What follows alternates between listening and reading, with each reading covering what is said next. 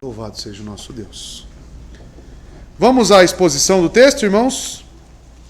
Seguindo aqui João, capítulo 20. Então o irmão pode abrir no Evangelho de João, capítulo 20. E vamos dar sequência aqui à exposição do texto.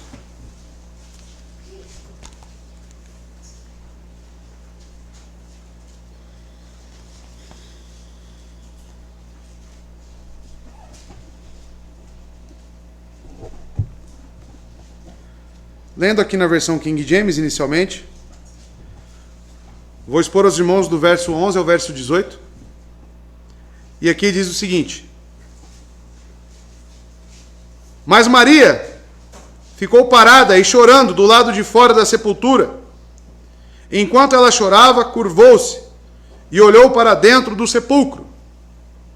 E viu 2 anjos de branco assentados, onde jazera o corpo de Jesus, um à cabeceira e outro aos pés. E disseram-lhes: Mulher, por que tu choras? Ela lhes disse: Eles levaram meu Senhor e não sei onde o puseram.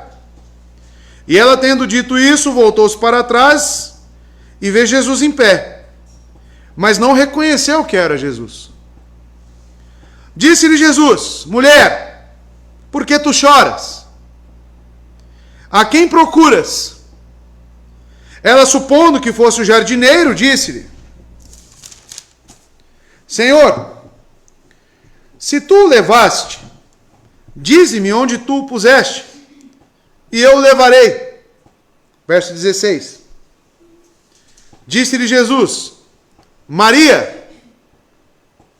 Ela, voltando-se, disse-lhe: Rabone, que quer dizer mestre.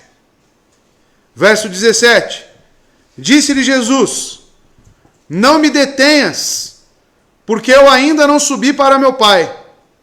Mas vai ter com meus irmãos e dize-lhes: Eu subo para meu Pai e vosso Pai, e para meu Deus e vosso Deus. E verso 18, pararemos por aqui hoje. Maria Madalena foi e contou aos discípulos que ela vira o Senhor e que ele lhe falara essas coisas. Vamos orar? Pai eterno, nosso Deus, estamos perante sua palavra, a qual já foi lida, será exposta neste momento. E eu peço, Deus, ao Senhor, que haja temor perante ti, perante a sua palavra. Que haja, Deus, reverência. Que haja, Pai de amor, uma correta compreensão e exortação. Que a sua palavra aperfeiçoe os seus e também traga arrependimento aos perdidos, salvação. Que a partir de agora, tanto eu quanto os meus irmãos estejam focados, meus irmãos orando pela mensagem, pedindo para que algo realmente aconteça em nossos corações. E a sua palavra tem esse poder e cremos nisto. Que Cristo reine sobre este sermão, seja apresentado com clareza e todos nós saiamos daqui hoje à noite exultando em alegria por Cristo. Te agradeço, Pai, e te peço no nome santo de Jesus. Amém. Estamos aqui, amados, num encontro entre Jesus e Maria Madalena. Já vimos aí o sepultamento de Cristo, onde José de Arimateia e também Nicodemos, nos versos precedentes, onde ofereceram e deram a Cristo uma sepultura digna. Uma sepultura onde não viu nenhum corpo. Ainda não havia sido colocado nenhum outro morto ali. Então inaugurou-se. Então, amados, a ressurreição começa a ser aqui descrita por João como um tema muito importante. Ele apresenta todas as provas, tanto na questão da morte de Cristo, como agora ele começa a falar sobre as evidências de que Cristo ressuscitou. E a ressurreição para nós é um pilar da fé cristã. João, sabiamente, escreve sobre isto para que todos nós, seguindo o propósito deste livro, conforme o verso 31 deste capítulo, onde ele diz: Mas estes estão escritos para que possam crer que Jesus Cristo é o Filho de Deus e para que, crendo, tenhais vida através de seu nome. Este é o objetivo do Evangelho de João. E a ressurreição, com os cuidados a qual o evangelista aqui nos narra, é também um desses pilares para que nós venhamos a crer. Como a ressurreição de Cristo é o mais importante artigo de nossa fé, e sem ela, toda a esperança que venhamos a ter seria perdida. E por essa razão, o evangelista, e não só ele, como os outros também, se munem de precaução, de cuidado, de um zelo especial para poder prová-la. E como João aqui, ele colige muitas provas a fim de assegurar-nos que realmente Cristo ressuscitou dentre os mortos. O que representa para nós cristãos a ressurreição? Que realmente a morte de Cristo foi aceita pelo Pai. Sem a ressurreição, isso seria um sinônimo de que a morte de Cristo não foi aceita pelo Pai. Ou seja, a propiciação. A ressurreição do Senhor Jesus Cristo era a afirmação divina da sua expiação realizada na cruz. Quando Deus ressuscitou Jesus Cristo dentre os mortos, ele declarou que foi propiciado pelo sangue e pelo sacrifício de Jesus. Ou seja, a sua ira, o débito da humanidade e dos seus eleitos foi totalmente sanado através do sacrifício de Cristo. O aceitou como pagamento integral pelos pagamentos do seu povo, satisfazendo assim completamente as demandas da sua santa justiça, que homem algum poderia oferecer a Deus. Somente Cristo, porque ele foi encontrado sem pecado, tanto que não viu a corrupção ou a decomposição, como diz o salmista. As aparições de Cristo após a sua ressurreição são marcadas não só nos evangelhos, mas no Novo Testamento. Isso é um artigo de fé muito bem elaborado por muitos autores. Nós vemos principalmente este aqui, agora, no capítulo 20, Maria Madalena sendo registrada aqui como uma das primeiras testemunhas da ressurreição de Cristo. Outras mulheres que também estavam no túmulo, pode ser encontrado em Mateus 28, verso 8 a 10. Nós podemos ver os dois discípulos na estrada de Emaús, em Lucas capítulo 24, a qual viram Cristo ressurreto. Pedro também viu isto, está registrado em Lucas 24, 34. 10 ou 9, tirando Judas, dos 11 apóstolos restantes, Tomé estando ausente, está em Lucas 24 e no próprio Evangelho de João, capítulo 20, ele se apresentando aos apóstolos. Depois, posteriormente, com Tomé presente, conforme João 20, no mesmo capítulo, do 26 ao 31. Nós temos também 7 dos apóstolos na costa do Mar da Galileia, em João 21, já no final do livro, e mais 500 discípulos, a qual ele apareceu, conforme Paulo narra em 1 Coríntios 15, verso 7. Muitas foram as testemunhas visíveis, oculares, de que Cristo apareceu nesta terra ressurreto. Testemunhas reais, que inclusive, irmãos, historicamente comprovadas. Esses testemunhos, essas averiguações de que esses homens viram a Cristo ressurreto. Isso para nós é um artigo de fé e um motivo de grande esperança e alegria. Porque ele nos afirma que quem crer nele, no seu sacrifício expiatório e na sua morte, será salvo. E assim como ele receberá, num estado de glória, um novo corpo, e habitará com ele por toda a eternidade. Qual a garantia que nós temos desta fala? O seu próprio vencimento, a sua própria vitória sobre a morte. E Maria Madalena foi uma dessas, que viu constatou e creu. Quem é essa Maria Madalena que apresentaremos aqui? Porque o título da minha mensagem é Jesus aparece a Maria Madalena. Quem é essa Maria Madalena? Ela residia em Magdala, localizada na costa sudeste do Mar da Galileia, e Jesus realizara um maravilhoso ato de misericórdia para com essa mulher, expulsando dela 7 demônios. Ela aparece, o nosso irmão pode colocar, Lucas 8:2, fala sobre essa Maria Madalena e sobre esse relato. Lucas capítulo 8, verso 2. Está aqui. E também algumas mulheres que haviam sido curadas de espíritos malignos e doenças. Maria, chamada Madalena, de quem haviam saído 7 demônios. Marcos 16, verso 9, também relata sobre essa mulher. Marcos 16, verso 9. 16. Marcos 16, verso 9.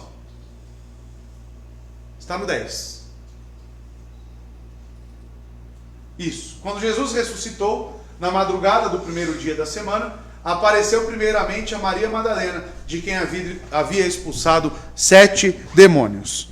Esta aqui não é, conforme tradição de muitos, a mulher pecadora e imunda, tá? Esta aqui, o que eu me refiro é aquela que lavou, os pés de Jesus com o cabelo, com perfume, não se refere àquela mulher. Esta aqui é outra mulher em tela, tá? Maria Madalena, a qual Lucas e Marcos se referem. E a aparição do Senhor a esta mulher era muito significativa para nós, porque ela representa uma graça e um amor especial e uma fidelidade de Cristo para com todos os crentes, independente do nível de fé que nós temos. Não importa quão aparente seja, ou insignificante, talvez para outras pessoas seja, o cristão apresentado, ou qual ela possa ser. Maria não era uma figura proeminente no Evangelho. Maria Madalena não é tida entre figuras importantes do cristianismo. Mas ela tem um encontro com Cristo. Ela é comissionada por Cristo.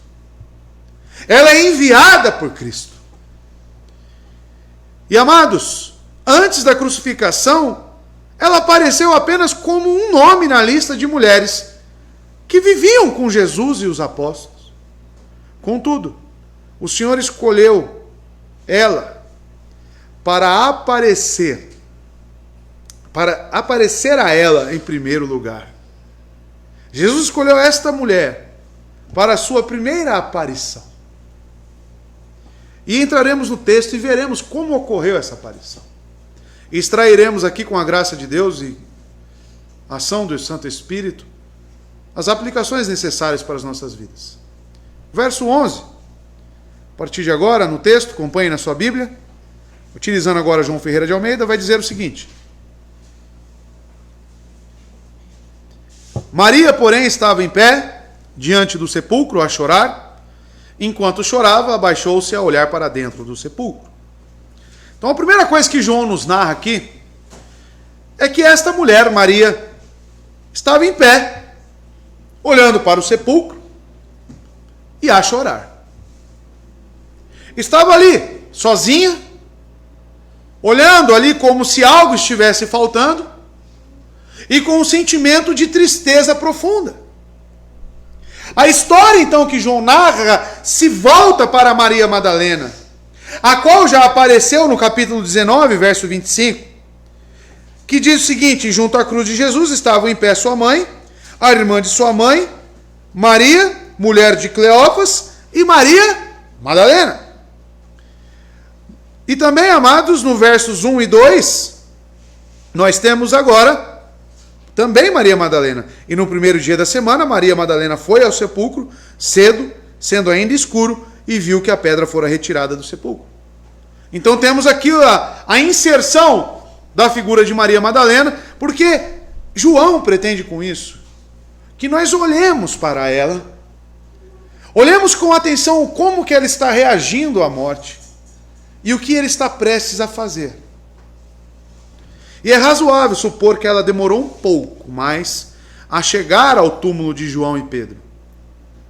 Do que João e Pedro. Lembram-se que ela saiu correndo à frente para informar, chegou lá e informou a João e a Pedro que saem correndo. Né? Quem chega primeiro, João ou Pedro no sepulcro? João, possivelmente porque era mais novo, né? Mas ficou do lado de fora, e somente Pedro entrou o túmulo e constatou ali as bandagens, né? O pano bem organizado. E Maria, então, provavelmente está retornando agora. E ela havia chegado ao túmulo. E vendo que a pedra tinha sido removida, qual era o temor dessa mulher? Qual foi o pressuposto em que ela levantou em sua mente? Roubaram o corpo de Cristo. Ladrões entraram aqui e retiraram o corpo de Jesus. E imediatamente esta foi a motivação dela de correr a Pedro e João e informar, roubaram o corpo de Cristo. Um desespero. E agora ela se encontra novamente ali, olhando para o túmulo e ele vazio.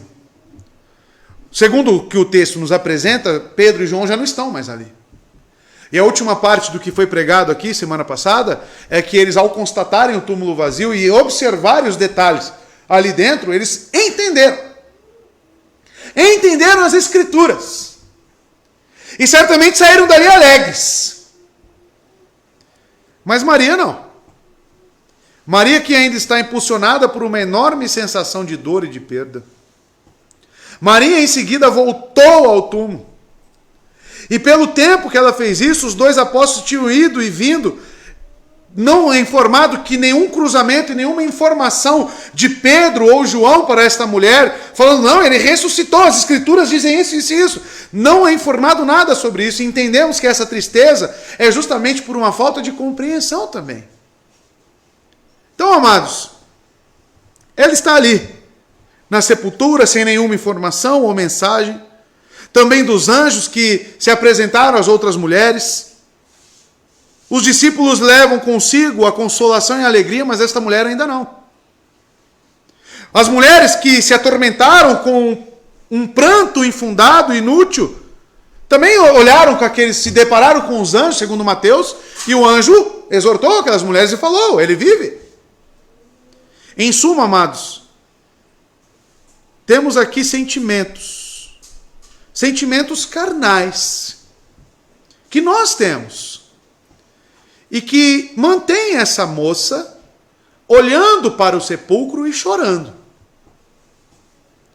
João, então, testificando sobre a ressurreição, ele começa a descrever a maneira pela qual Cristo aparece a essas mulheres e aos discípulos.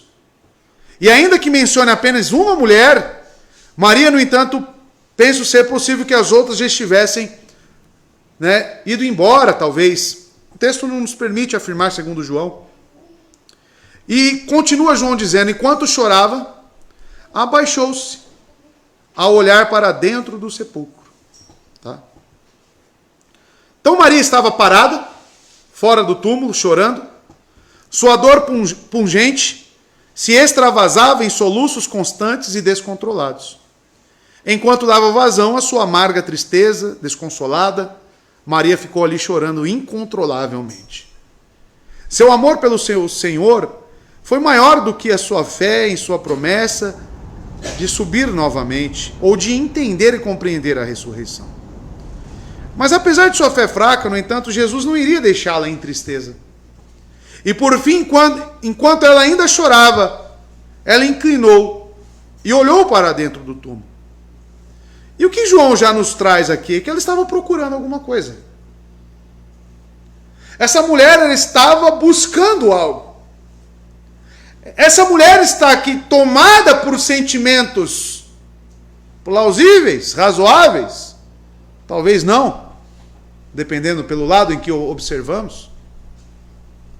Mas ela, através de uma busca, ela é tomada de um sentimento que oferecerá a ela certas repreensões mais para frente. Isso é um sentimento, digamos, irmãos, não razoável. Não é um sentimento que deve ser observado pela razão bíblica. Assim como os procuradores de emoções que temos hoje em dia. Dentro das igrejas. sendo movidos por sentimentos e até mesmo de maneiras desordenadas, em busca de certa espiritualidade. Porque a pergunta que você deve fazer ao texto, para uma aplicação breve aqui, é: por que essa mulher está chorando? O que ela está buscando no túmulo? Ela está buscando um corpo? Ela está buscando um cadáver? E ela quer pegar este cadáver e ter um certo zelo e cuidado com o cadáver. A fé dessa mulher está se apresentando, a fé em alma. O que essa mulher está buscando talvez não seja a mensagem fornecida por Cristo. Talvez tenha aqui um conflito. Talvez tenha aqui, irmãos, uma falta de entendimento do que é o cristianismo. E quantas pessoas estão buscando um Cristo, ou buscando coisas, em lugares errados, em momentos errados, e com sentimentos errados? Maria chorava desconsolada devido à falta de convicção, entendimento, nas palavras de Cristo, que reiteradas vezes, quantas vezes Cristo falou que ressurgiria de dentre os mortos? Quantas vezes Cristo falou aos seus discípulos que ele venceria a morte? Nossos sentimentos, irmãos, devem fluir de certezas irremovíveis. Os nossos sentimentos devem fluir da palavra de Deus. Esta mulher está colocando seus sentimentos em algo que já havia passado e que já estava prestes a ser colocado perante ela. Cristo, ressurreto, com o seu corpo já pronto para a exaltação. E amados, é certo que se nós colocarmos nossos sentimentos, nossas motivações em coisas que não são sólidas, como as promessas e a palavra de Deus, certamente você buscará por coisas, buscará dizendo que é Cristo, buscará falando e argumentando que você está ali aos pés da cruz, mas talvez não esteja. Ah, mas eu tenho muitos sentimentos. Eu choro. Eu sinto. Veja que esta mulher está buscando um cadáver. Ela está olhando para um sepulcro já vazio e chorando. A fé imperfeita que talvez essa mulher tenha seja, amado, uma fé que precise de esclarecimento bíblico. Verso 12. E viu 2 anjos, vestidos de branco, sentados, onde jazera o corpo de Jesus. Um à cabeceira e outro aos pés. Deve-se provavelmente considerar que esses 2 anjos aparecem, segundo Marcos, como na forma de jovens. Marcos 16:5. As suas vestes brancas, irmãos, indicam certamente santidade. Outras formas de enxergar as vestes brancas também seja alegria, vitória, simbolizando um triunfo da vida sobre a morte, da luz sobre as trevas, da graça sobre o pecado. Existe uma diferença de perspectivas no Evangelho entre o número de anjos, como veremos mais para frente. Porque alguns evangelistas vão dizer que era apenas um anjo. João e outros evangelistas dizem que são 2. Mas isso é apenas, não vamos nos ater a isso, é uma diferença de perspectiva no Evangelho. E por que esses anjos aparecem a essas mulheres e não a Pedro e a João? Seria porque a fé dessas mulheres era tão fraca do que as dos homens, que elas precisassem de um apoio extra do ministério dos anjos? Essa resposta tem sido sugerida, mas não encontramos nada no relato que dê apoio a isso. E na verdade poderíamos ir na direção oposta e dizer que a aparição desses anjos e a mensagem que eles trouxeram era uma recompensa especial pelo ministério singular de amor no qual essas mulheres, inclusive Maria, tinham se comprometido. Mas a melhor resposta é a simples admissão de que não sabemos o motivo pelo qual os anjos aparecem às mulheres. Conversando com alguns irmãos sobre esse texto, realmente as tratativas de Cristo são diferentes para um e para com o outro. Para Pedro e João bastou a constatação do túmulo vazio, aqueles pedaços de bandagem ou linho, né? Panos de linho e um lenço dobrado, e eles caíram em si. Aqui a tratativa com essas mulheres, eu digo mulheres porque Mateus 28 vai falar que esses anjos apareceram às outras mulheres também, foi algo crucial para elas. E sobre anjos, irmãos, sabemos que os anjos realmente têm essa função e são ordenados por Deus para nos entregar mensagens, para também proteger, como vimos no Salmo 34. E aqui os anjos estão fornecendo a essas mulheres constatações. E o relato de João diz que um estava à cabeceira e o outro estava aos pés. Agostinho gosta, né, de falar bastante.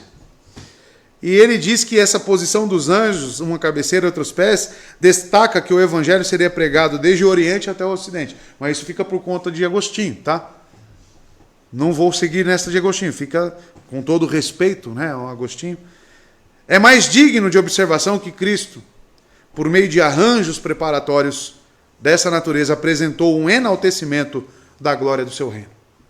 Porque pela honra que os anjos prestaram ao sepulcro, não só é tirada a ignomínia da cruz, mas também resplandece a majestade celestial de Cristo.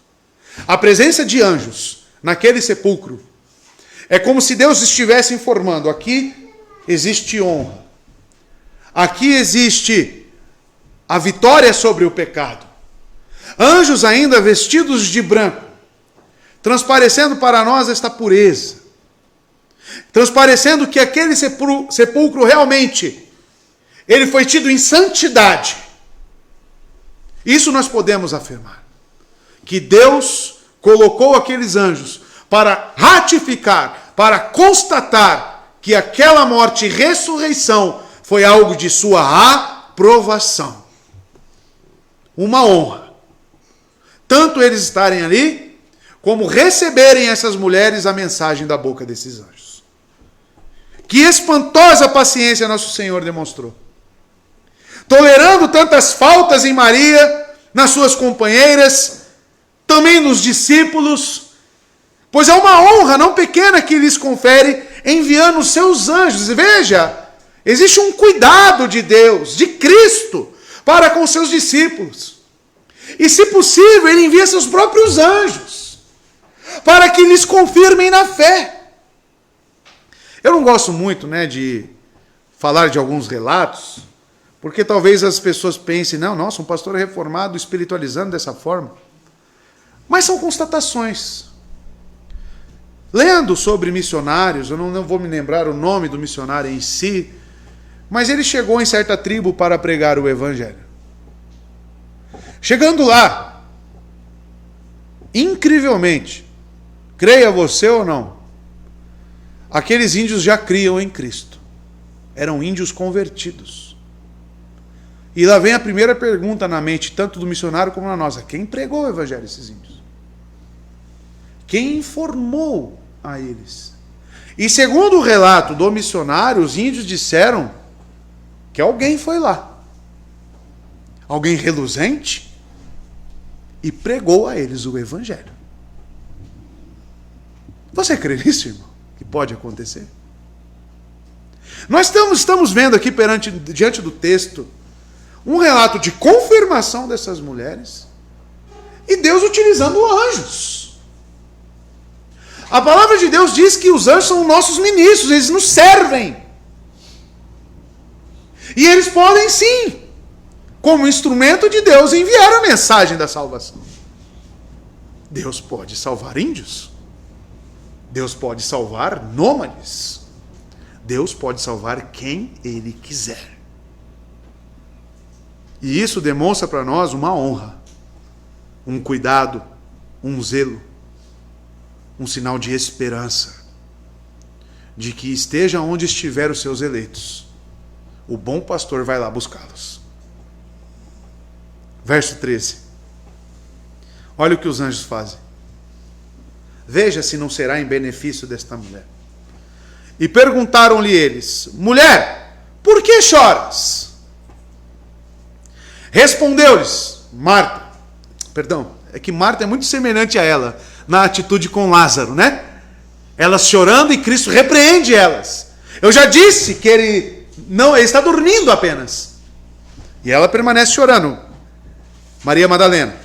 Ela respondeu: porque tiraram o meu Senhor e não sei onde o puseram. Implícita a pergunta dos anjos está a mensagem, parafraseando e para entendimento de todos. É como se os anjos, nesta pergunta, por que você está chorando? Por que choras? Seria normal, talvez, para nós chegarmos, num velório. Quando você vai no velório, o que você espera que tenha lá? Comida, todo mundo dando risada? Apesar que tem uns que né? Mas você espera o que num velório? Num sepultamento? Choro. Aí você chega lá para a esposa, para os filhos do falecido e fala: por que você está chorando? Ninguém faz isso. Já é normal se esperar que chore. Os anjos olham para essa mulher e falam: ela está diante de um sepulcro, onde foi colocado ali o seu Senhor, ela não sabe onde está o seu Senhor, chorando copiosamente. E os anjos perguntam: por que choras? Isso soa como? Esta ocasião é de alegria ou de choro? Os anjos estão aqui nesta pergunta, de certa forma perguntando: o choro é razoável, Maria? Esse teu choro aí, ele é condizente com a palavra que Cristo lhe entregou? Não poderíamos acrescentar que a pergunta seja uma expressão de desaprovação de modo terno, como se o anjo quisesse dizer: então os ensinamentos do Senhor com relação à sua morte e ressurreição iminentes foram totalmente em vão? Maria, você não se envergonha de sua incredulidade? Assim como ocorreu com Marta e também Maria na ressurreição de Lázaro, será que não podemos perguntar isso a ela? Será que não podemos transformar essa pergunta dos anjos desta forma como está colocada? É razoável o teu choro? É razoável os teus sentimentos? É razoável, Caim, a tua ira contra mim? Censura, vemos aqui na parte da pergunta dos anjos, uma censura, uma certa reprovação e também uma constatação de incredulidade no coração dessa mulher. Porque, de certa forma, ela não está se lembrando e assimilando os ensinos de Cristo sobre a ressurreição. O momento não seria de alegria, irmãos? A pergunta a ela: mulher, por que choras? É uma repreensão suave. O tempo para o luto tinha acabado. A tristeza da morte estava sempre quebrada pela feliz realidade da ressurreição. O diálogo consiste de censura entremeada também com conforto. Porque o objetivo dessa censura suave é reconduzi-la. É um tratar de Deus para com um filho seu. O anjo reprova Maria por seu pranto excessivo, mas ao mesmo tempo combina a alegria ao dizer que não há razão para pranto e que sim, Cristo já ressuscitou. Como disse aquelas mulheres: aqui vocês estão procurando? O seu Senhor vive. Assim como os discípulos lá em Atos, olhando para Jesus e ficam lá olhando, e aparecem os anjos novamente. E falam: da mesma forma que ele está indo, ele voltará. Vocês vão ficar até quando? Vão, anunciar o Evangelho. Vão cumprir aquilo pelo qual vocês foram chamados. Viver a santa vocação. Sabe o que nos falta, irmãos? Nos falta guardar a palavra de Deus. Porque eu te pergunto: quantos sentimentos, sem razão, você já teve ou ainda tem? Quantos momentos de ira? Quantos sentimentos, talvez de alegria, mas uma alegria sem fundamentação bíblica? Tem gente que assimila que trocar de carro é uma bênção de Deus. E tem uma grande alegria. Deus me abençoou, mas permanece incrédulo. Seria a mesma coisa que Maria se continuasse tendo esses sentimentos perante um cadáver. Do que serviria a fé cristã com um cadáver? Do que serviria para nós o cristianismo se ela encontrasse o corpo de Jesus ainda sepultado e morto? Então concluímos sim, que esse sentimentalismo de Maria Madalena é totalmente infundado. Quantos sofrimentos infundados passamos por falta de confiança, por falta de meditação, por falta de guardar as palavras do nosso Mestre. Somos passivos de repreensão, assim como Maria Madalena.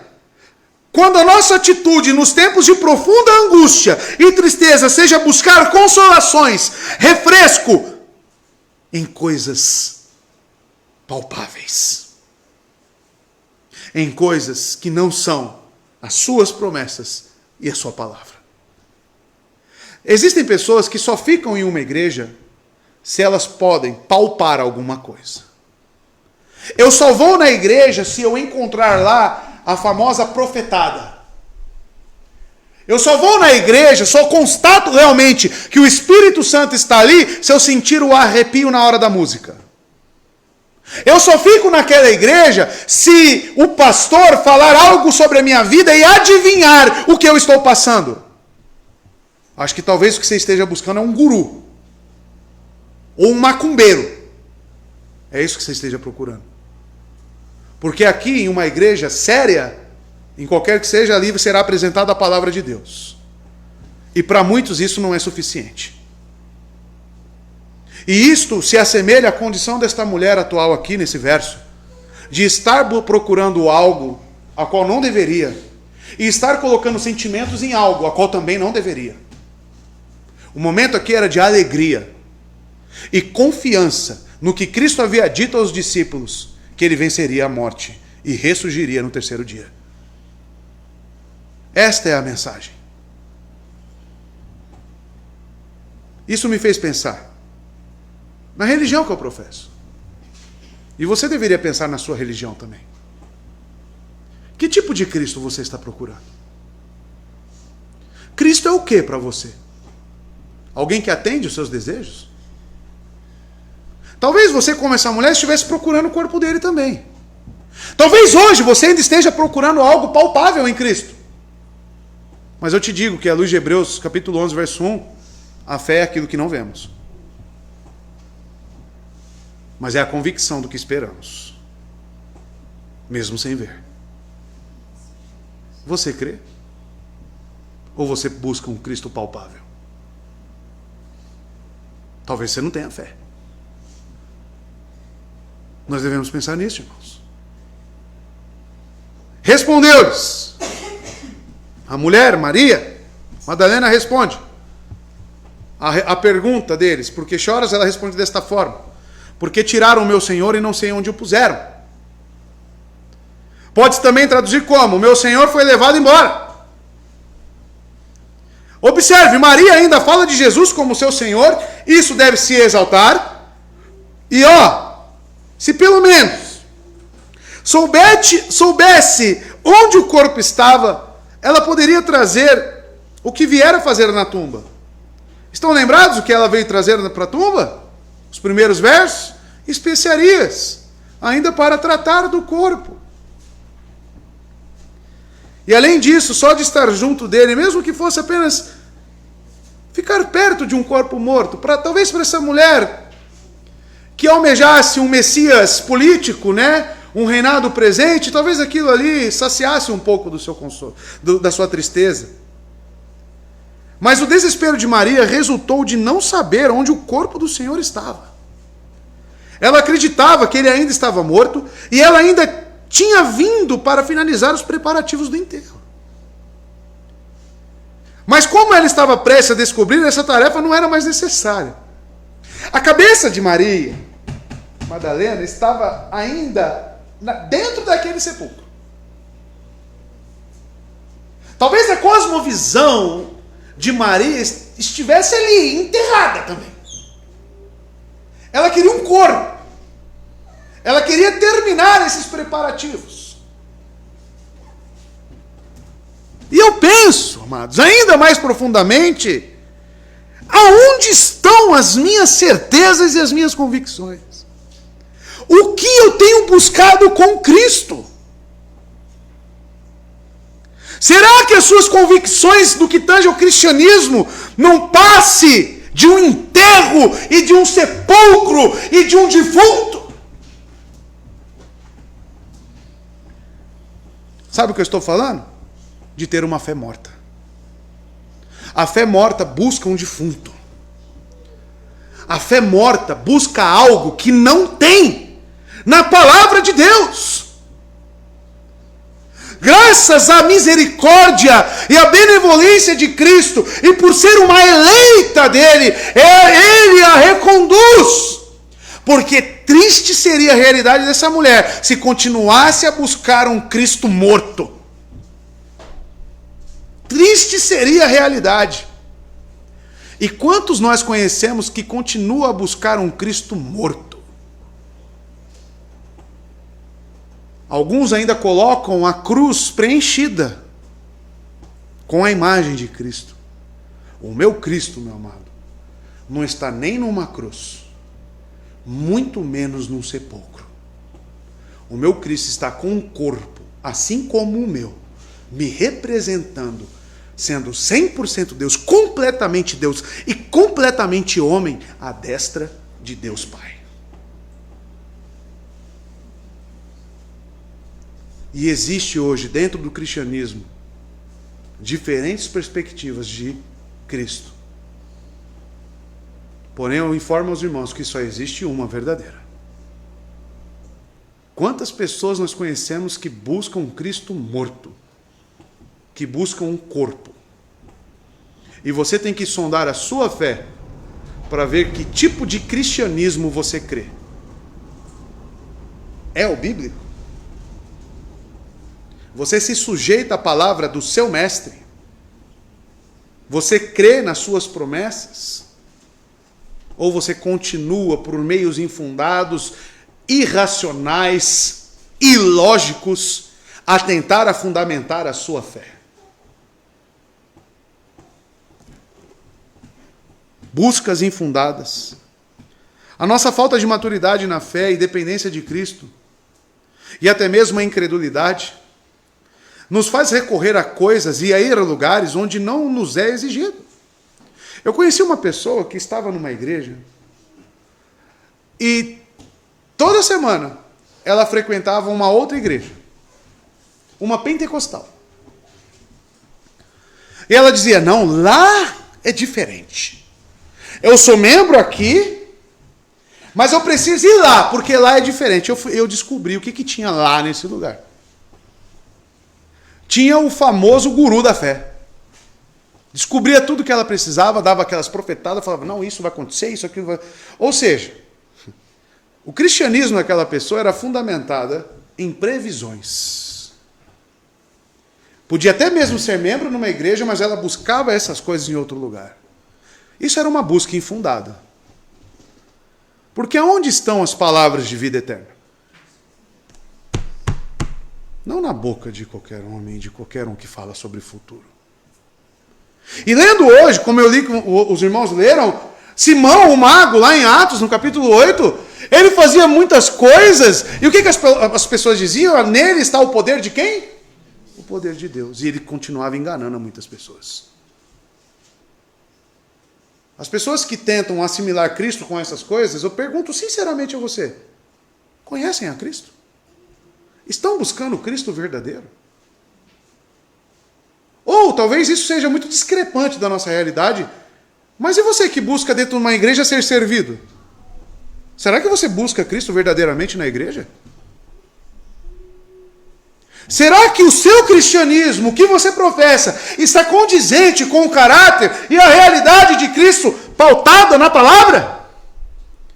Porque eu digo, se Maria estivesse fundamentada na palavra de Deus, no que ele disse, em Cristo, o verdadeiro, o ressurreto, Será que ela estaria chorando? Talvez sim, mas de alegria. Amados, essa tarefa de Maria, por mais que seja louvável até certo ponto, de querer estar perto do seu Senhor e ter apreço por Ele, era uma situação passiva de repreensão. Certamente nós buscaremos refúgio e consolo em lugares errados, quando esquecermos da palavra do Mestre. Quando a palavra de Deus não for mais suficiente na sua vida, sabe o que você vai fazer, ou eu vou fazer? Sabe o que, irmão? Você vai começar a criar bezerros de ouro. As pessoas, quando se apartam de Cristo, ou se apartam da sua palavra, elas precisam preencher esse vácuo. Elas precisam preencher este espaço dentro delas. Seja com dinheiro, seja no trabalho, seja em outras religiões, seja no que for. Mas Cristo tem que ser um amoldado aos seus próprios motivos ou vontades. Verso 14. Aqui começam as mudanças, irmãos. Ao dizer isso, voltou-se para trás e viu a Jesus ali em pé, mas não sabia que era Jesus. Tem alguns pontos importantes aqui nesse verso. Ao dizer isso, voltou-se para trás. Então ela está do lado de fora, correto? Do sepulcro, olhando lá dentro, e viu os dois anjos. E eles falaram para ela.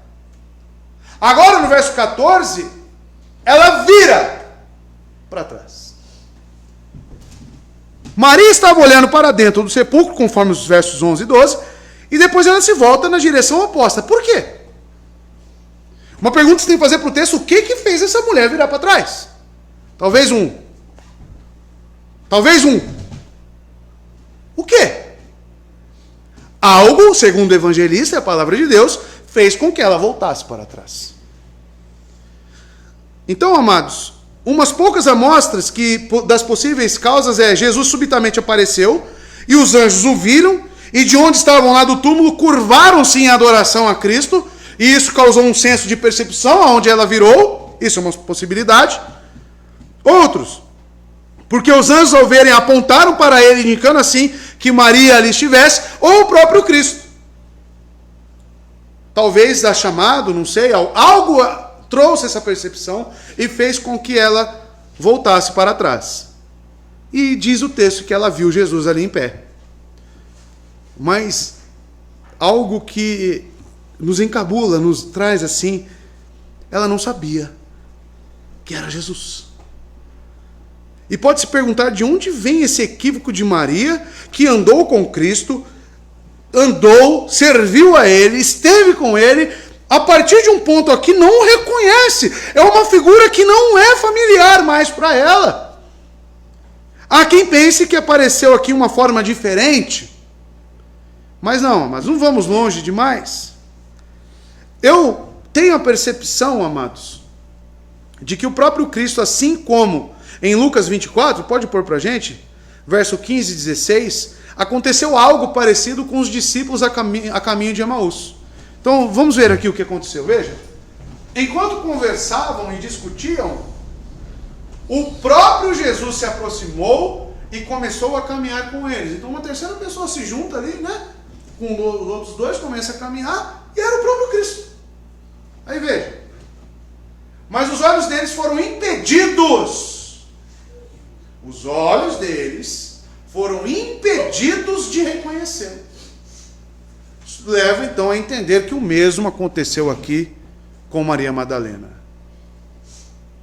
Seria uma também repreensão? Devido a essa atitude, né, penso eu aqui, você não vai me reconhecer. Talvez não, com certeza isso faz parte também da tratativa de Cristo com ela.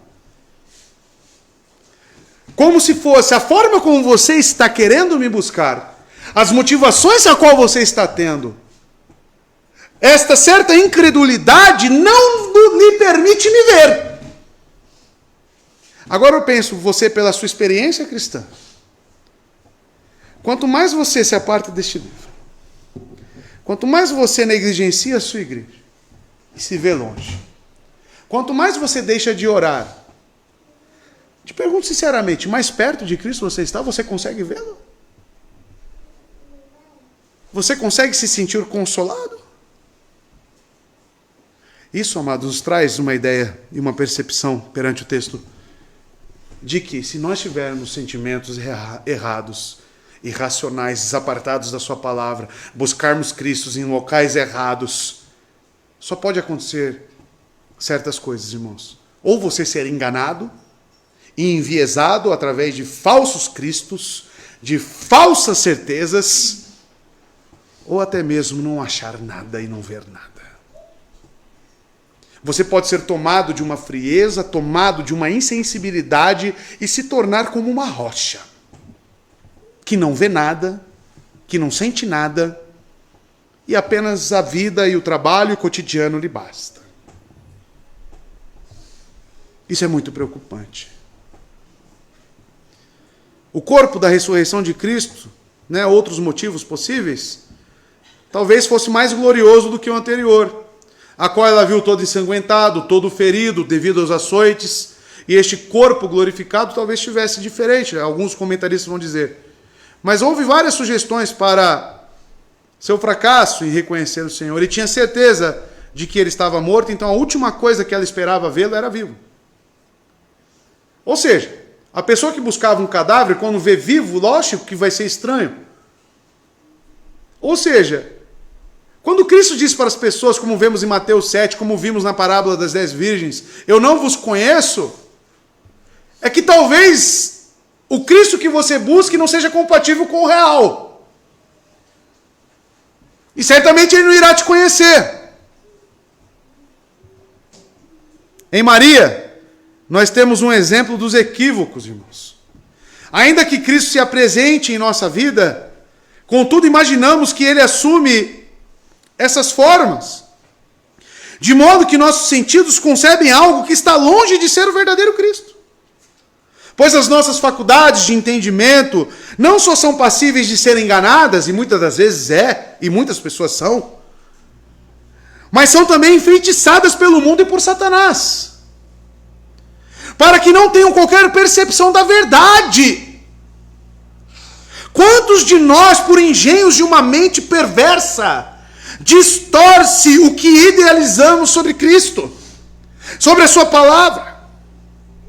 A nossa idealização sobre Cristo, que vai motivar a nossa busca, vai motivar aquilo que almejamos com Cristo. Amados, eu digo a você, com todo o temor que eu tenho para com Deus, se não for pautado na palavra, você está correndo um caminho em vão. Apertado é este caminho, estreito. Esta porta é estreita também, e poucos são os que o acham. Mas o largo está cheio de gente. E certamente o largo tem um monte falando, aqui é o caminho de Cristo, vamos embora. E isso é facilmente criado em nossa mente. Você precisa confrontar à luz da palavra se o Cristo que você crê é o bíblico. Você já parou para pensar ter uma vida inteira dentro de uma igreja, por mais séria que seja, mas você, na sua engenhosidade da sua mente, criou um cristianismo que não existe? Você pode estar nesse caminho. A sua percepção de cristianismo talvez seja tão morta quanto aquele corpo que essa mulher está procurando. E você deve confrontar isto, em nome de Jesus. Você deve se confrontar, olhar e ver, constatar. Sabe o cara crachá? Quando você chega numa empresa, vê se é você mesmo que está entrando, aí você às vezes é digital que reconhece. Você precisa pegar o seu entendimento de cristianismo e ver se ele é o correto. E ver se ele é o correto. E não é a igreja que vai te definir isso, não. É o seu relacionamento pactual com Cristo. É ele se apresentando, como veremos aqui, e falando, eu sou o que você busca. E não engenhos, fábulas. Quantas pessoas, isso é terrível, irmãos, que acham que estão com Cristo, mas é um Cristo criado em suas mentes. Quantos? Quantos? E o que nos leva a perceber e ter alguns insights de que o Cristo que realmente eu creio, talvez ele seja um Cristo morto. Como que você reage perante as situações desta vida? Quando você é pressionado pelo mundo, o que cresce em você? Você é aperfeiçoado com isso? A sua esperança, ela é mantida? A sua confiança, ela é mantida? Ou se esvai como água? Que tipo de cristianismo você crê? Crer neste que ressuscitou é motivo de alegria, é motivo de certeza absoluta. O que João está nos fornecendo aqui é uma base, é um fundamento cristão, é uma coluna como esta que, se retirar, tudo cai. O Cristo que ele está apresentando ressurreto para nós, com provas, é para que eu e você creiamos no Cristo verdadeiro. Só que assim como aprendemos na EBD, esta profissão de fé, ela externaliza. E se eu confio verdadeiramente neste Cristo ressurreto, que está à destra de Deus Pai, como que eu reajo através desta pressão do mundo? Como que eu reajo perante as coisas que me são impostas? Por isso que o autor de Hebreus diz: recebam de bom grado o castigo de Deus. Isso será a constatação de que vocês são filhos. E talvez essa pressão ainda não chegou para você. E você precisa orar a Deus e sondar o tipo de cristianismo a qual você está inserido.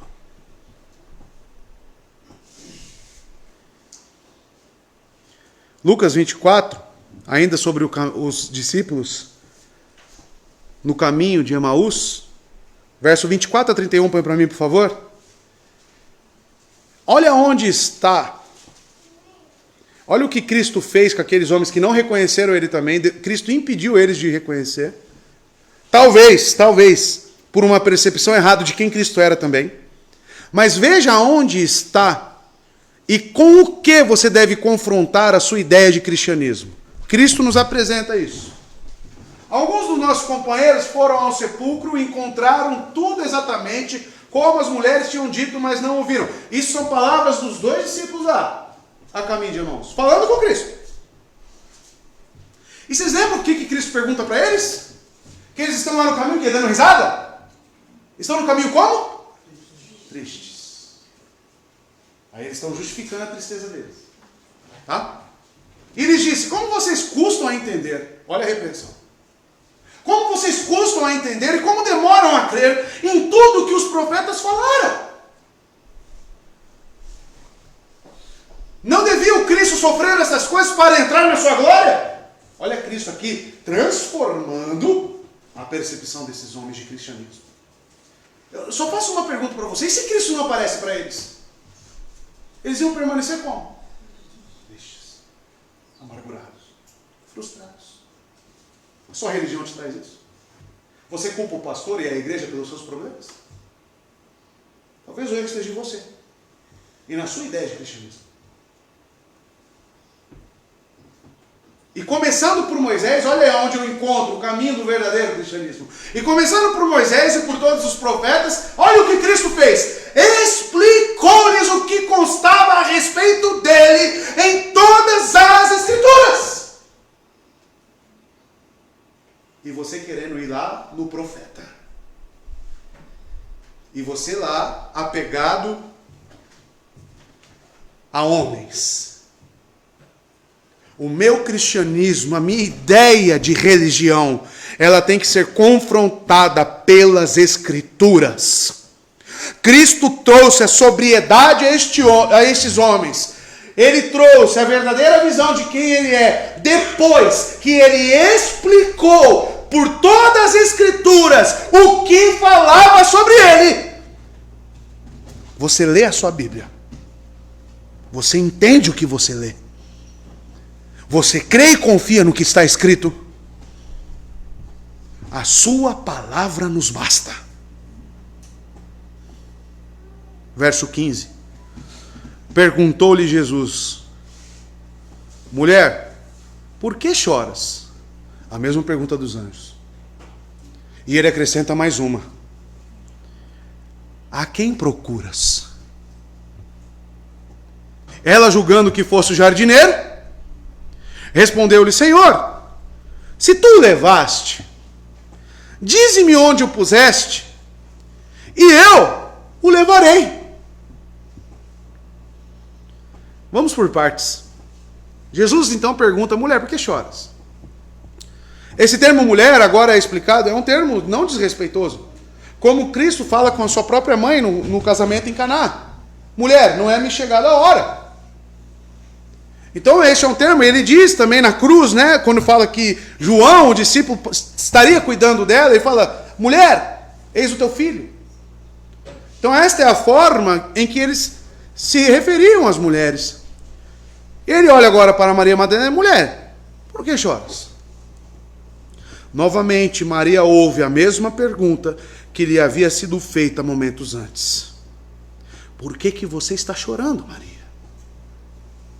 Note a correspondência semelhante entre as palavras do anjo às mulheres.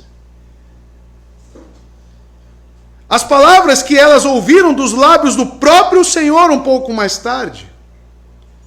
No reino perfeito, a harmonia perfeita. Se os anjos falaram uma coisa, Cristo falaria outra diferente? Os anjos dizem o que o seu Senhor diz.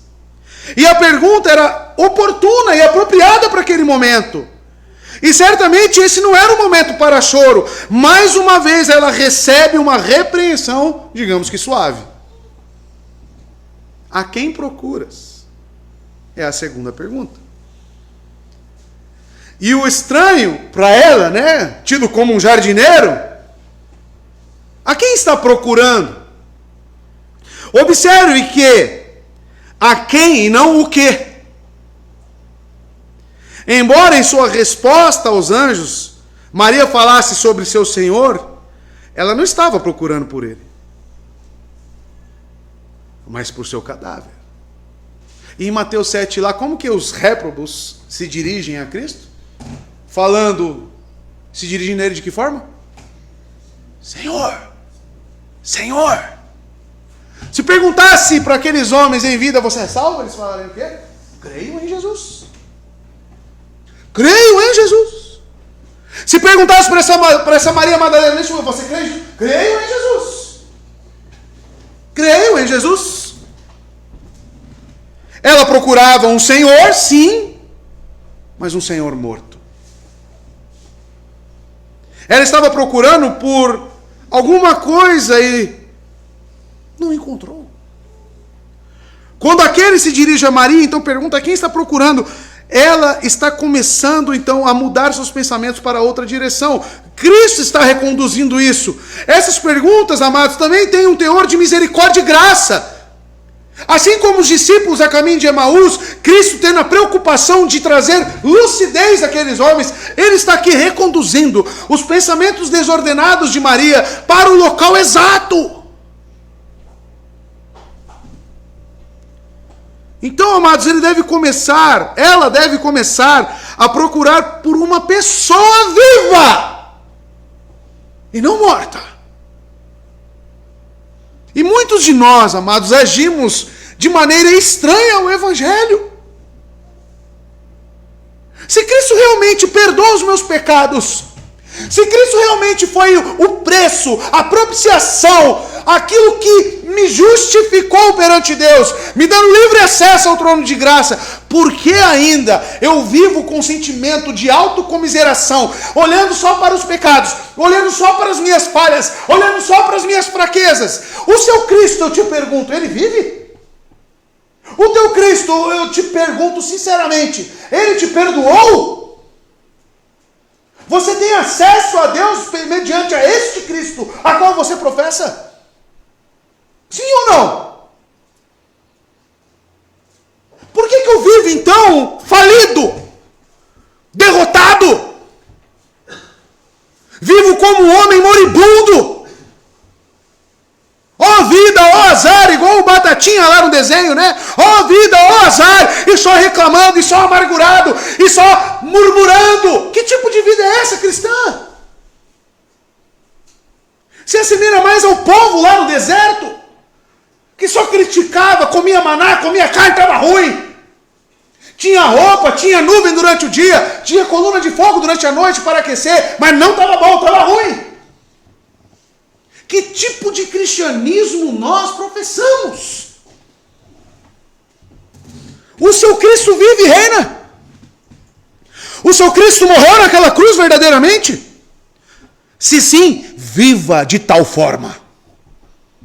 Viva de maneira condizente a isto que você professa.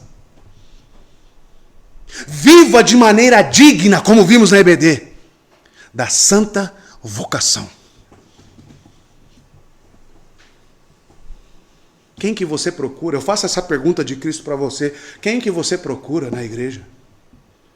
A quem que você procura? Porque não adianta também você abrir a Bíblia. O pastor falou que o verdadeiro caminho está aqui. Mas não adianta, a forma como você vai à Bíblia é: eu vou formar o caminho. Eu vou apanhar os textos e eu vou criar o meu cristianismo. Você pode muito bem fazer isso. Aonde a sua ida até a Bíblia deve ser um desprendimento de quem você é, das suas ideias, dos seus sentimentos. E a Bíblia precisa ler você. As Escrituras precisam estabelecer os parâmetros da sua vida. E não você trazer os seus parâmetros, as suas vontades aqui para dentro. Nós largamos todas as nossas armas, todas as nossas vestimentas. Chegamos perante as Escrituras, olhando para ela como autoridade sobre as nossas vidas. E aonde o servo verdadeiro diz: fale e eu obedeço. Fale e eu me calo. Se é isso, então amém. Faremos assim, meu Senhor. Quais são as suas ordens? Quais são as suas vontades? Cristianismo não se trata das nossas vontades, e sim da do nosso Senhor. E muitos não entenderam isso. Pergunto para você novamente: a quem você procura? Quem você está procurando? Você está procurando Cristo? Você está procurando Cristo nesse cristianismo que você professa? Nós acabamos oferecendo algumas críticas na EBD aos nossos irmãos pedobatistas, mas eu te garanto uma coisa: que talvez o seu cristianismo seja tão incoerente quanto o pedobatismo. O seu cristianismo seja tão inconsistente numa vida, no que você vive, como você reage, quanto esses erros teológicos que nós criticamos. Porque buscar a Cristo verdadeiramente é se tornar cada dia mais semelhante a Ele. A quem você procura no cristianismo? A quem? Essa mulher estava buscando um cadáver. E você? Está buscando o quê? E talvez hoje, ele esteja reconduzindo seus pensamentos. Este foi um dos sermões que, eu digo, vários me parou, assim. Mas é profundo isso aqui que está acontecendo. É muito sério isso aqui que está acontecendo aqui. Uma mulher que andou com Cristo recebeu os ensinamentos do próprio Jesus. Olha o tipo de percepção que ela está tendo, e graças a Deus ela está sendo reconduzida. Assim como todos os discípulos.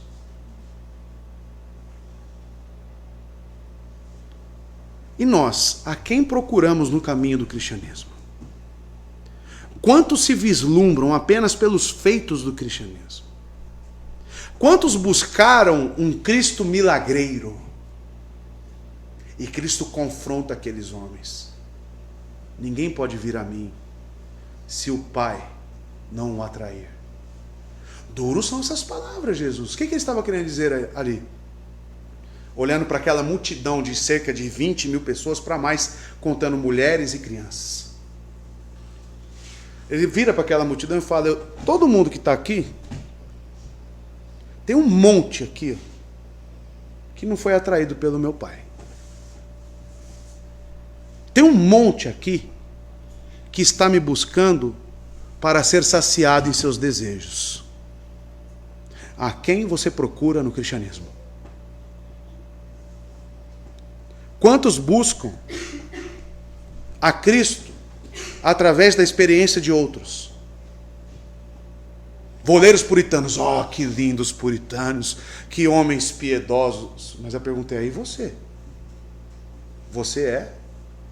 Sabe aquele sentimento de pegar o carro lá do seu parente, que não é seu, que você não paga IPVA, você não suou para comprar, aí você sai, vai na praia, se sente o bonzão, né?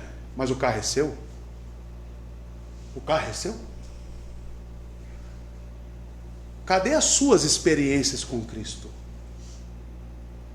Cadê o seu entendimento, o seu vislumbre e contemplação do Evangelho? Cadê ele? Cadê? Cadê o seu relacionamento com Cristo como prioridade na sua vida? Você é cristão, irmão? Você é cristão verdadeiro? Eu te pergunto com toda a franqueza, para o seu bem. A quem você está procurando? Você procura Cristo em livros? Você procura Cristo em experiências secundárias? De terceiros?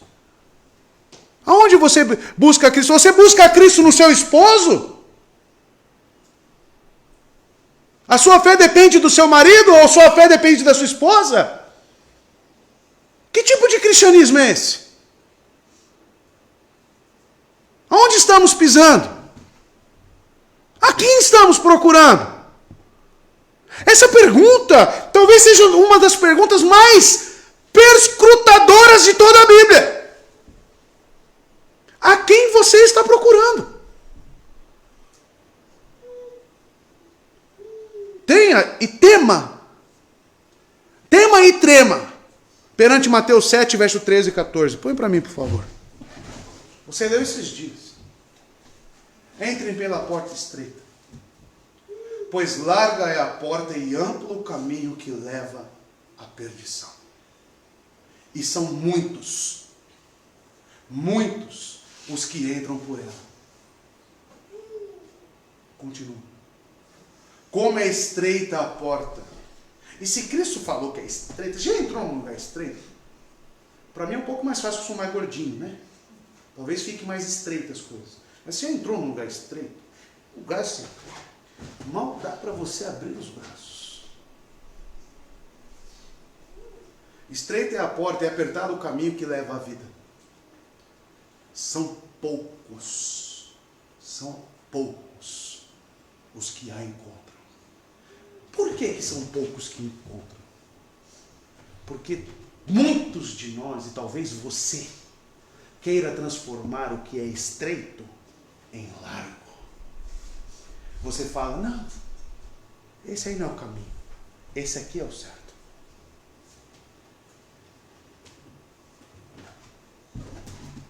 A quem você procura? E quem que é a porta à luz de João 10? O próprio Cristo. Ele é a porta. Então procurar a Cristo é procurar o caminho estreito. Um caminho apertado. Um caminho de perseguição. Um caminho de convicção. Eu vejo irmãos que ímpios conseguem estabelecer a conduta dela de cristão. Conseguem limitar. Não, você só vai 2 vezes na semana para a igreja, o ímpio falando, e o cristão balança a cabeça. Eu pergunto, que tipo de cristianismo é esse? Onde eu sou limitado no que eu professo, por um ímpio. Que tipo de cristianismo é esse? Então, certamente, se Cristo falar para você, ó, pegue suas coisas e vai pregar o evangelho, passe lá 1 mês, 2 meses, e você vai? Ah, meu marido não deixa. Quem é o seu Senhor? Quem é o Cristo que você procura? Quando eu casei com a minha esposa e depois eu realmente vim à conversão, pouco tempo depois, e quando comecei a receber o chamado do Evangelho, para ser um ministro do Evangelho, eu disse claramente para ela, não sei se ela lembra disso, falei, ó, se Cristo me chamar para tal lugar, eu vou, se você não for, você fica para trás. Antes obedecer a Deus do que aos homens. Se você está comigo, você vai me acompanhar. Senão você pode ir embora. Eu fui claro com ela. Porque eu sei que a incumbência de um pastor é pregar em tempo e fora de tempo, em todo lugar, seja onde for. Quando o irmão Flávio falou para mim sobre a situação dos irmãos lá em Minas, naquelas cidades, meu coração já queimou. Preciso ir para lá, já pensei. Vou deixar lá com o Felipe, aqui com o Felipe, e vou para lá para Minas, vou ficar lá um tempo lá, vou discipular aqueles irmãos e talvez fundar uma igreja lá. Mas eu sei, calma, irmãos, que não é tempo ainda. Mas eu sei da minha... E se ela tiver que ir, ela vai. Se ela tiver que sair do trabalho, ela vai. E se eu tiver certeza que aquilo ali é um comissionamento de Cristo, eu vou. E quanto às minhas obrigações de cristão, ninguém, não existe ninguém. O que eu quero te trazer aqui, essa porta estreita, eu quero te dizer, esclarecer o seguinte, que não existe ninguém que possa interferir neste relacionamento e neste caminho estreito que é entre você e Cristo. Já é estreito, porque não cabe mais ninguém, é entre você e Ele. É você e Ele. Um segundo não vai caber ali. É você e Cristo.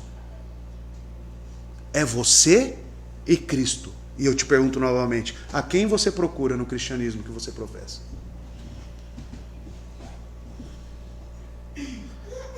Ela, julgando que fosse o jardineiro, respondeu. Por que Maria pensa que essa pessoa que se lhe dirige é um jardineiro? No caso, o jardineiro de José de Arimateia, que era o dono do jardim. Algumas sugestões são porque, em razão da sua descrença, elas não estão procurando o Salvador ressurreto. Então, logo assimila qualquer outra pessoa que pode estar ali. Porque talvez Jesus tivesse uma aparência diferente da antes, como foi dito. Contudo, o fato dela tomar a ideia de que é o jardineiro, prova que Cristo ali tinha uma forma humana. E isso é bom para nós, de qualquer forma. Que Cristo tem um corpo humano. Senhor, se tu o levasses, ela diz ao jardineiro, onde o puseste? Dize-me onde o puseste, e eu o levarei. Ela tratara esse homem como Senhor, né? Porque ela diz Senhor também a ele, mas é segundo o costume da nação, tá? De uma mulher para com um homem. Então, as mulheres, qualquer homem que fosse, ela tratava como Senhor. O homem tinha essa figura de respeito, segundo a nação judaica. Hoje, coitado dos homens, só anda de calça apertada e com risquinho na sobrancelha. Pois a mesma designação, Senhor, Curios, é empregada pelos hebreus quando os operários e outras pessoas de baixa posição falavam aos seus superiores, tá? Vemos que Maria não tinha nenhuma outra visão, senão do que é terreno. Ela só pode enxergar, estando com Cristo ressurreto, o Senhor de todas as hostes espirituais, o Criador de todas as coisas, do mundo, do universo. Ela se depara com Cristo e o que ela só consegue ver e enxergar são coisas terrenas. Aqui está outro balizador sobre o seu cristianismo e sobre quem você procura. O cristianismo que você professa só leva você a entender e a buscar coisas terrenas? O seu olho só vê coisas terrenas? Ou leva você para visões e contemplações superiores e vindouras e celestes? Como Abraão, Isaque e Jacó, que olhavam para o santuário de Deus, ao qual o artífice ou o arquiteto é o próprio Deus. Aonde você olha? Para onde você olha no cristianismo, você vê as coisas espirituais? Ou apenas terrenas? Maria então pede para essa pessoa, esse possível jardineiro, um favor. Se ele, por razões particulares, tivesse transferido o cadáver, que tivesse a bondade de dizer a ela onde o colocou. Está nítido para nós que ela procurava só um corpo. Está nítido. Verso 16. Disse-lhe Jesus, e aqui, amados, é um motivo de grande consolo para nós. Aqui está um ato de extrema misericórdia e graça do nosso Senhor Jesus. E eu chorei quando cheguei nesse verso. Maria. Ela virando-se, disse-lhe em hebraico, Rabone, que quer dizer mestre. Com infinita ternura e simpatia das fraquezas dessa mulher, dessa imperfeição nessa discípula. O tom em que ele usa lembrava certamente o tom que ele usava nas oportunidades onde eles estavam juntos.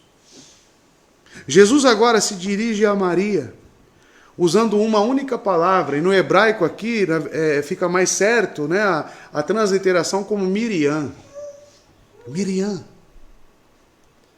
O nome original aramaico, pelo qual seus pais e amigos a teriam chamado muitas vezes. Essa forma como Cristo chama ela aqui, é uma forma em que os parentes mais íntimos a conheciam. Cristo, mesmo diante dessas imperfeições que são grotescas talvez, perante essa mulher, ele olha para ela com ternura, com amor, com cuidado, e chama ela de um nome particular. Miriam. Eu não sei se você já teve essa experiência com alguém que lhe ama muito, talvez seu pai, sua mãe. Isso vai depender muito do contexto em que você vive. Mas estou falando, às vezes, muito provavelmente, mais provável que seja num lar cristão, se você tem essa...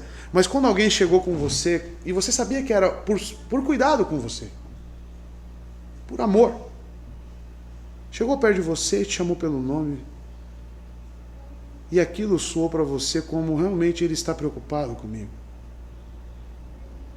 É realmente o que está acontecendo aqui. Jesus está de uma forma singular, reorientando a partir de chamar pelo nome.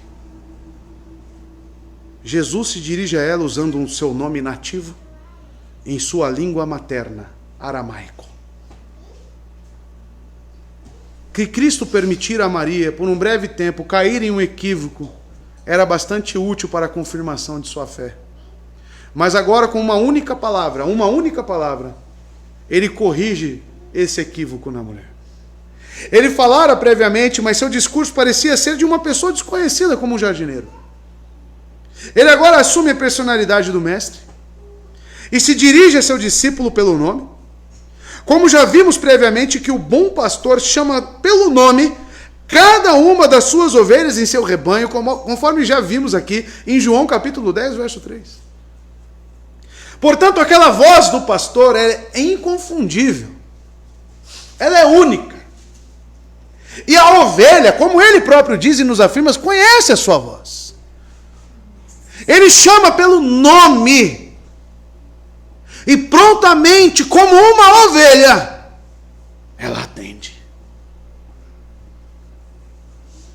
Amados, Maria abre os olhos, aqueles olhos a qual ele não permitira vê-lo, como ao caminho de Emaús, aqueles discípulos.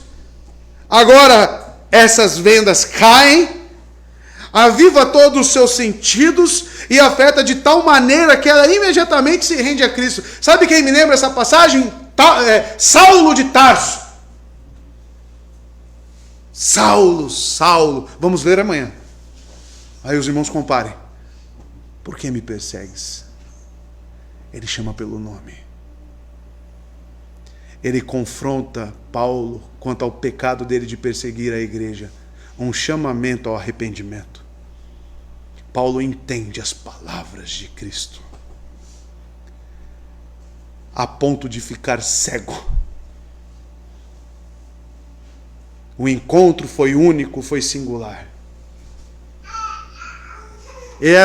Ele precisava nos conhecer para que haja esse recomissionamento, como acontecerá com os discípulos. É necessário ele ir até nós.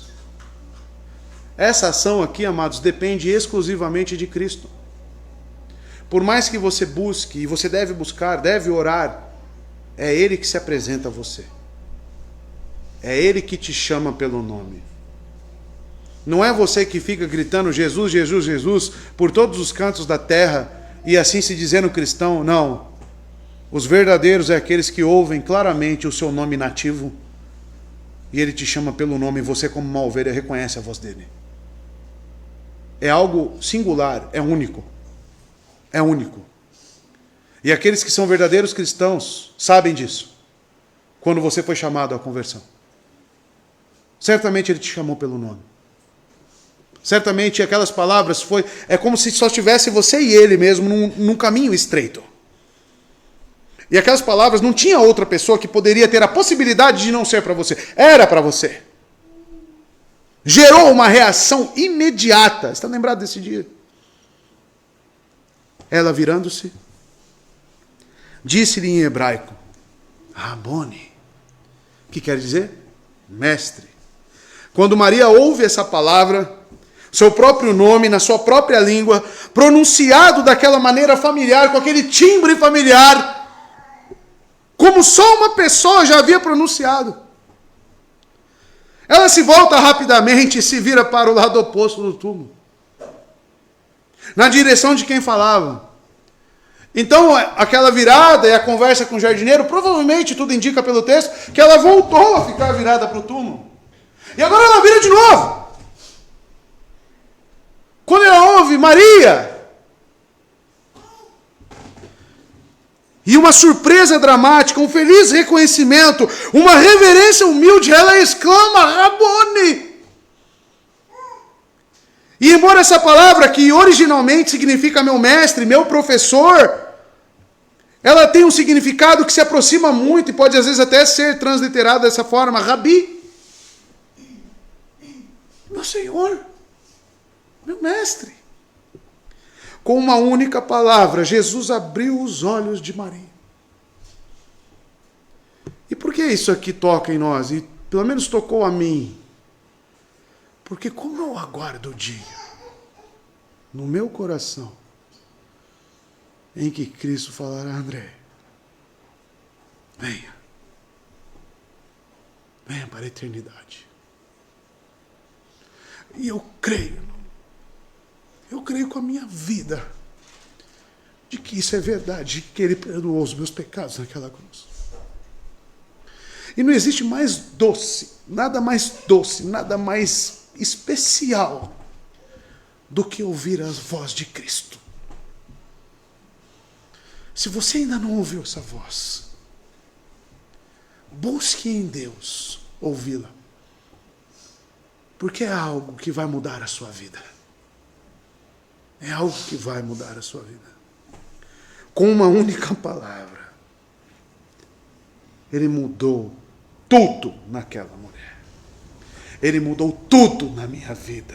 Ele mudou tudo em você que crê verdadeiramente. Com uma única palavra. E como seria o Criador do universo quando disse, haja luz e houve luz? Criam-se os firmamentos e criou-se os firmamentos. O que seria dos nossos corações quando Ele diz, você pelo nome venha? É por isso que cremos no chamado irresistível. Mas não é irresistível porque é forçado. É irresistível porque é doce. É belo. É amável. É para o nosso bem. E são palavras de vida eterna. Louvado seja Cristo. Ele apenas falou o nome dela e num piscar de olhos, toda a dúvida, toda a confusão, toda a tristeza desapareceu. E ainda assim eu falo na minha vida, em momentos em que eu estou perturbado, em momentos que talvez eu esteja com foco na coisa errada, mas quando eu pego a sua palavra para meditar nela, precisando de um consolo, eu ouço a voz dele. E logo toda a confusão vai embora. E logo os meus sentimentos, a minha mente, ela é reordenada. Porque Cristo cuida do que são seus. E eu confio nas palavras quando ele diz, você que está cansado, aflito, isso não é só para aquele que está perdido no seu primeiro momento de conversão, mas eu creio que isso também é para os momentos da caminhada cristã, onde ele nos ajuda, ele nos preserva. Cristo é Senhor sobre todas as coisas, irmãos. E ouvir a sua voz, ouvir a sua palavra, é algo muito bom, irmãos. É algo que alimenta, é algo que mantém cada um de nós no caminho. Verso 17. Disse-lhe Jesus, deixe de me tocar, porque ainda não subi ao Pai, mas vai aos meus irmãos e dize-lhes que eu subo para meu Pai e vosso Pai, meu Deus e vosso Deus. E aqui tem uns pontos importantes. O que está acontecendo aqui para que você entenda? Põe Mateus 28, verso 9. Que explica um pouco o que está acontecendo. De repente Jesus as encontrou e disse, salve! Elas se aproximaram dele, abraçaram-lhe os pés e o adoraram. O que está acontecendo aqui? Essa mulher, quando reconhece Cristo, ela dá um abraço tão forte em Cristo, mas nos pés, e fica agarrado. Seu filho já deve ter feito isso em você. Aí, e não solta, lá, mulher! Não solta, né?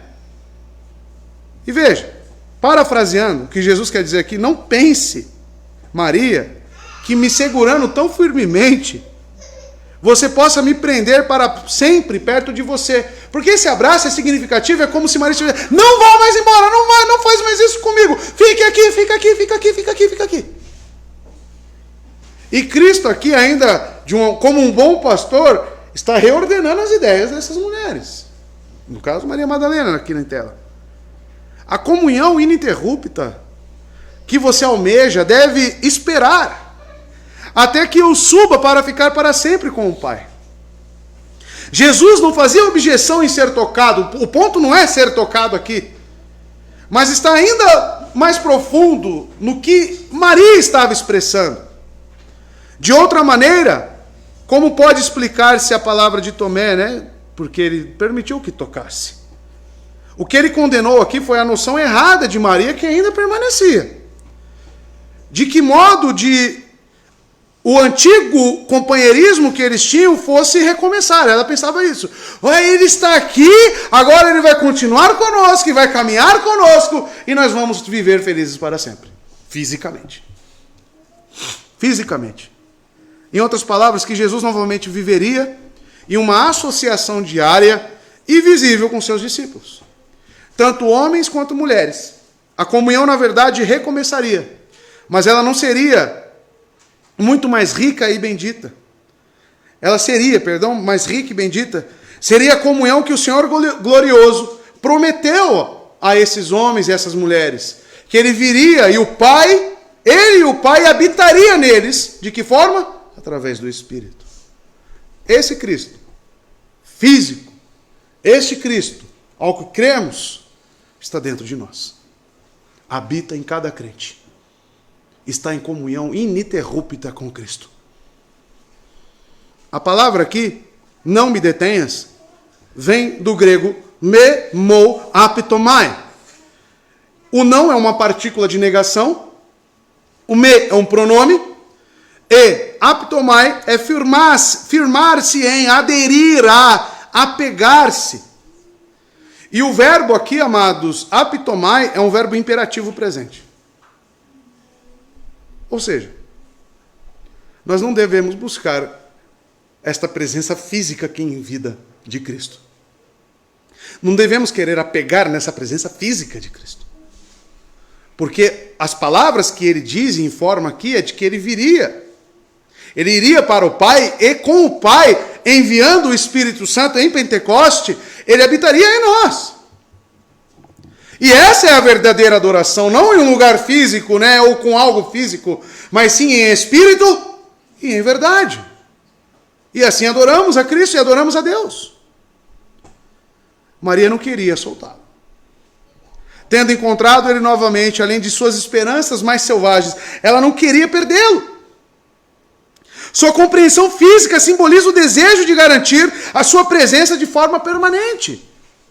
Mas ele seria fisicamente presente para apenas um breve tempo de 40 dias, conforme podemos ver em Atos capítulo 1, verso 3. Houve um excesso nesse toque. As mulheres não foram repelidas de tocar a Cristo, como dito, mas de se excederem com motivações erradas. E ele diz, porque eu ainda não subi para o meu Pai. E devemos atentar bem para essa razão, que ele acrescenta. Pois com essas palavras, ele concita as mulheres a que restringisse os seus sentimentos até que ele fosse recebido na glória celestial. Em suma, ele põe um relevo ao desígnio da sua ressurreição. Não como se eles imaginassem que logo depois que ele voltasse, a vida triunfaria sobre o mundo. Mas antes, que por meio da sua ascensão ao céu, ele tomaria posse do reino que lhe fora prometido. E se assentaria à destra do Pai e governaria a igreja pelo poder do seu Santo Espírito. Então, falando um pouquinho aqui sobre reino milenar, eu creio certamente que o reinado de Cristo já está, amados, atuando. Já está em vigor. Cristo já reina sobre a sua igreja através do seu Santo Espírito. E Satanás já foi aprisionado? Na cruz.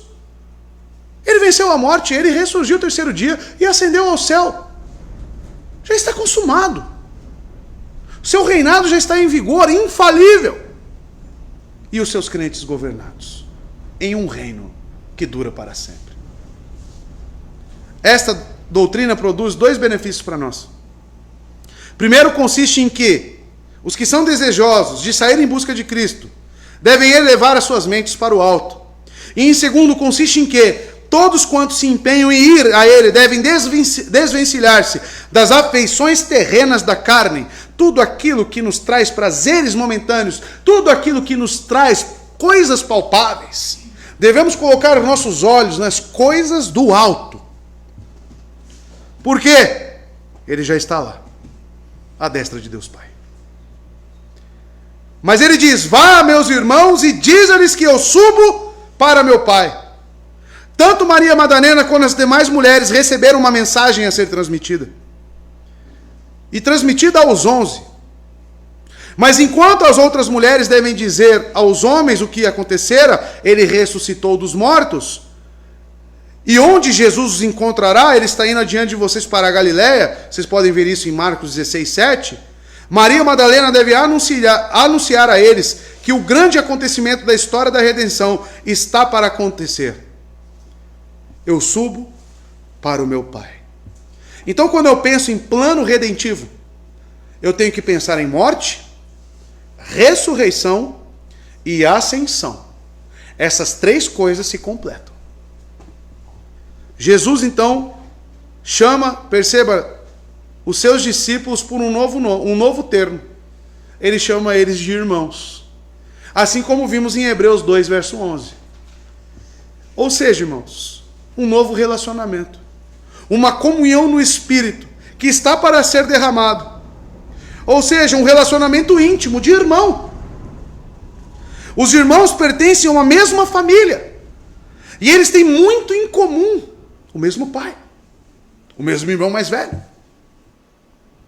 Amados, deste modo, no sentido espiritual, Deus não é o pai de todos os homens, como muitos pregam por aí, mas somente daqueles que têm sido escolhidos desde a eternidade, salvos através deste amor soberano, reconduzidos pelo próprio Cristo. E em Cristo somos adotados pelo Pai. Esses são os irmãos. Quanta misericórdia e amor. Quando refletimos sobre o fato de apenas em poucos dias, antes esses homens o deixaram e fugiram. Estão lembrados? Fugiram. Agora ele está aqui, chamando esses homens de irmãos.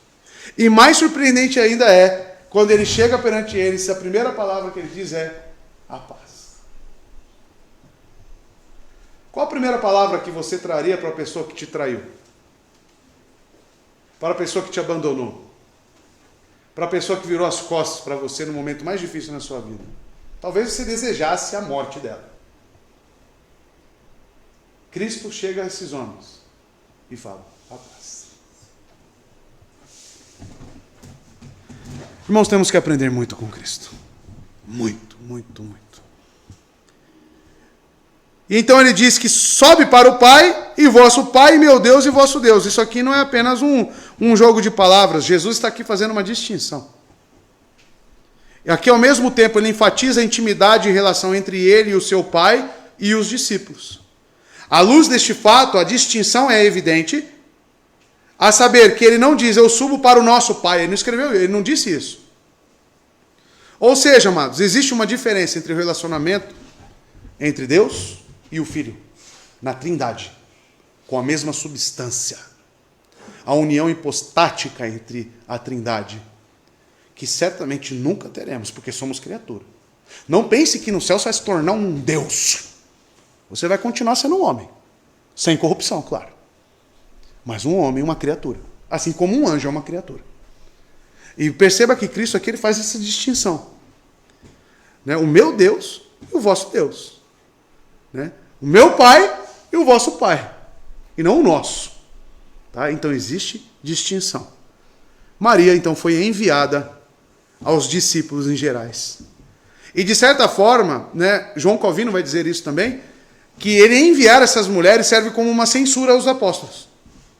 Uma censura em ainda não compreenderem, uma censura em estarem tristes. Então ele manda as mulheres como as percussoras por verem ele ressurreto e a emitirem a primeira mensagem após a ressurreição. E o verso 18. E foi Maria Madalena anunciar aos discípulos, viu o Senhor, e que ele lhe dissera estas coisas. E ficamos sabendo, através dos outros relatos também, que ela foi e fez o que foi ordenado, mas os discípulos reagiram como? Não creram. E ela diz, eu vi o Senhor, o que ele lhe dissera estas coisas. Talvez, amados, eu encerro desta forma, você esteja ouvindo muitas coisas, como os discípulos ouviram. Mas eles só realmente creem, constatam, quando eles vê a Cristo. E perceba que o final é, viu o Senhor e que ele lhe dissera estas coisas. Maria também, Madalena, ouviu muitas coisas do próprio Cristo. Mas ela precisou ter essa experiência relacional com Cristo, de ser chamada pelo nome para compreender corretamente as palavras. Tudo aquilo que você ouve na sua igreja, tudo aquilo que você recebe de ensino doutrinário, se você não ver Senhor, o seu Senhor, se você não ter um relacionamento íntimo, especial com o seu Salvador, de que vai valer essas doutrinas e ensinamentos? Você precisa de um relacionamento com Cristo. Você precisa ouvir a sua voz, você precisa vê-lo na sua palavra.